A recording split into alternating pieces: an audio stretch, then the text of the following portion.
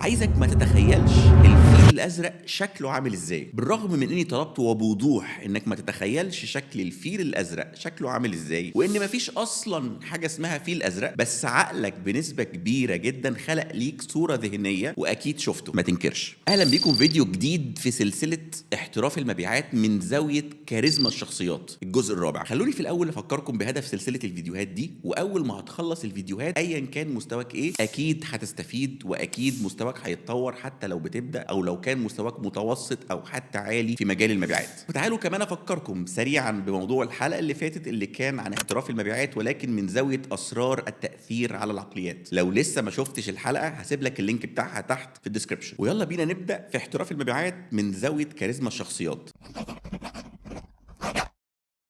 زي ما قدرت أأثر عليك في لحظة وبكلمة، انت ممكن كمان يكون ليك نفس التأثير ويمكن أكتر، بس الموضوع محتاج شوية دراسة وممارسة. علم النفس ليه أفرع كتيرة، وعلم النفس المرتبط بالبيع بنعتمد عليه في شغلنا، وبيكون ليه تأثير قوي على العميل علشان يشتري. لو عايز تخلق ليك بصمة في عالم المبيعات ويكون ليك كاريزما، يبقى الفيديو ده ليك. وهقولك على حاجة مهمة جدا في نص الفيديو، وحاجة مهمة تانية في آخر الفيديو، علشان تعرف تفاصيل استخدام سيكولوجية المبيعات لتحقيق أهدافك والتارجت اللي عليك. سيكولوجية المبيعات بتشتغل على فهم طريقة تفكير الناس، وازاي تأثر عليهم والعوامل النفسية المحيطة، وازاي تحرك الاحتياجات والرغبات والامور العاطفية ان هم ياخدوا القرار بالشراء. دي ممكن تخليك فاكر انك محتاج حاجة معينة وانت في حقيقة الامر مش محتاجة اصلا. وشوف دور السوشيال ميديا في الموضوع ده. معظم المنتجات دلوقتي بقت بتبيع ليك بشعور اكتر ما بتبيع المنتج. مش مصدقني صح؟ تعالوا كده نشوف. شركة نايكي حفرت في دماغنا جاست دو ات، شركة كوكاكولا وارتباطها بالسعادة، ريد بول بيعطيك جوانح،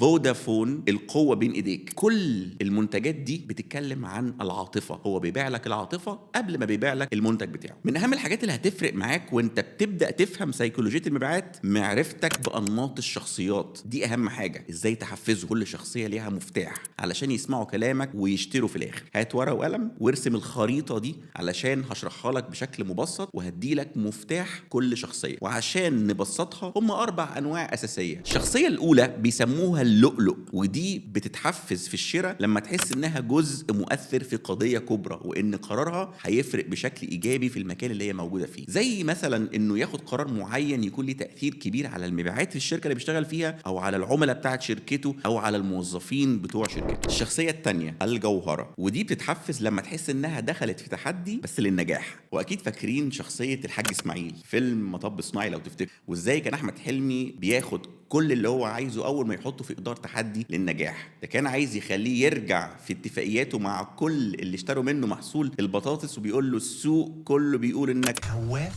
وجبان علشان ما بترجعش في كلمتك. يوم الحاج اسماعيل على طول يقول ايه؟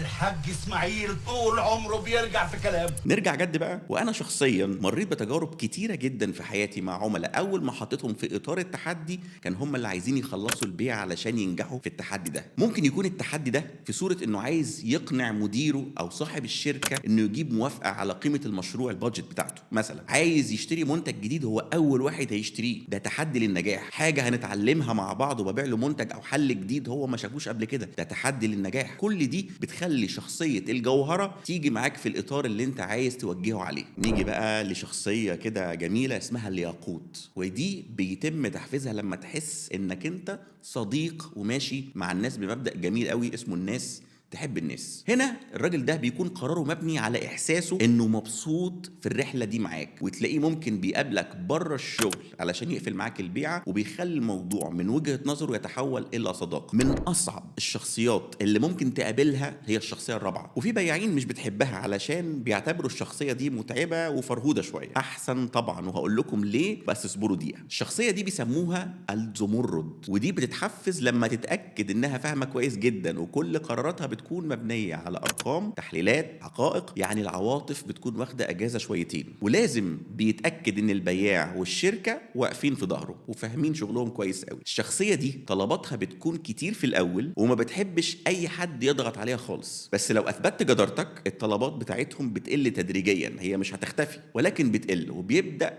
يثق فيك شويه شويه. لو الحل بتاعك نص نص هتلاقي انه صعب جدا تتعامل معاه وصعب جدا انك تحفزه. الشخصيه دي على قد ما هي صعبه بس عندها ميزه خفيه وقويه جدا يمكن تكون مش موجوده عند اي شخصيه تانية. الشخصيه دي بتكون محط انظار لعملاء تانيين كتير لانهم عارفين قوتها، وانها مش بتاخد قرار شراء غير لما بيكون مدروس كويس، ومعظمهم بيمشوا ورا قرار الشخصيه دي وهم مغمضين عينيهم. من خلال تجاربي الكتير بشوف ان قيمه الشخصيه دي مش في البيعه بتاعتها، قيمتها في قدرتها على التاثير على دايره كبيره محيطه بيها. تالي لو قدرت تكسب الشخصيه دي مبيعاتك بتتضاعف وانت سايب ايديك. وده النوع الشخصيات المفضل بالنسبه لي، وبفرح قوي لما بلاقي المنافس بيسيب العميل الزمرد لانه ببساطه سايب لي عدد كبير من العملاء وهو مش واخد باله. اخر حاجه هقول لك عليها ويا رب ما تتلخبطش، ممكن تلاقي بقى ناس ميكس، يعني تلاقي مزيج كده ما بين الشخصيات الاربعه دول وربنا معاك بقى. طبق الشخصيات دي على كل الناس اللي حواليك كده، والدك، والدتك، اخواتك، اصدقائك، العملاء بتوعك، هتعرف تتعامل مع كل واحد بالمفتاح بتاعه. من الاخطاء بقى القاتله الكتير قوي من البياعين بيقعوا فيها هو عدم التحضير للبيعه، او انه يحضر للبيعه اصلا بطريقه غلط ويبقى ناقص في التحضير جزء مهم جدا. هحاول اختصر الموضوع في 3 محاور اساسيه. المحور الاولاني ممكن نلاقي شويه من البياعين بيعملوه، وهو دراسه الحل وتفاصيله دراسه شافيه وافيه. المحور الثاني بقى مش كتير بيعملوه، هو تحضير للواي، ليه؟ يعني ليه العميل يشتري الحل ده. والمحور الثالث ده مهم جدا وده قليل قوي اللي بيعمله، وهو التحضير لحاجه اسمها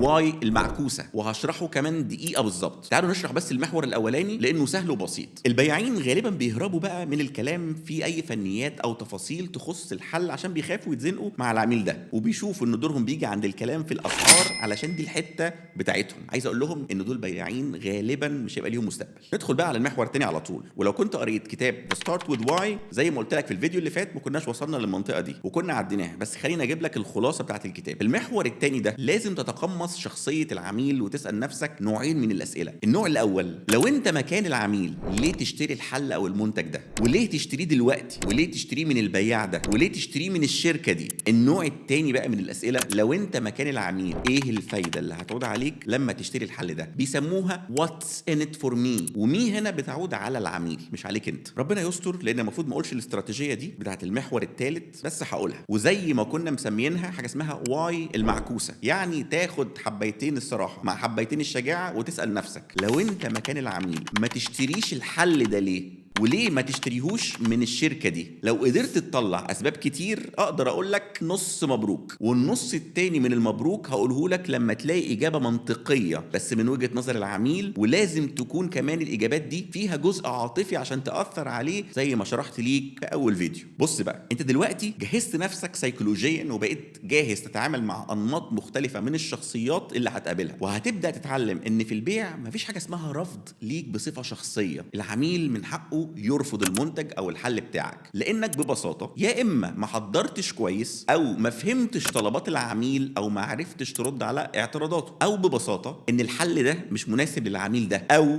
مش العميل ده هو المناسب للحل بتاعك. ويفضل بنك خبرتك ومعلوماتك يكبر مع الوقت، ورصيدك يسمح لك انك تستثمره وتكسب بيه بيعات تانية، فقيمتك في السوق تزيد. خليك عارف ان في خبرات ما ينفعش تشتريها بالوقت، وخليك عارف ان في خبرات ما ينفعش تشتريها غير بالوقت. اربط كل الكلام اللي قلته في الفيديو ده ببعضه، هتلاقي فيه رسالة مهمة جدا. احنا دورنا نحضر كويس، نتحكم، نحفز العملاء ان هم يشتروا، نسيطر على عواطفهم من غير عواطفنا احنا ما تبان. احنا علينا الاجتهاد والرزق ده بتاع ربنا. وخليك فاكر ان البيع برضو مبني على الثقة والصراحة والامانة عشان ربنا يبارك لك. ولو عايزين تتعمقوا اكتر في المبيعات تابعوني عشان هشرح باقي التفاصيل من زاوية جديدة. وصلنا لفقرة الكتاب، والنهارده جايب لكم 3 كتب اقوى من بعض، زي كتاب Getting Past No, Getting to Yes, How to Deal with Difficult People، والكتاب ده highly recommended. ما تنساش في التعليقات اللي تحت تكتب لي اكتر حاجة عجبتك في الفيديو بتاع النهارده، او تكتب لي الحاجات اللي نفسك نتكلم عنها في الفيديوهات اللي جاية، واكيد هعمل لكم عنها حلقة مفصلة. شكرا ليكم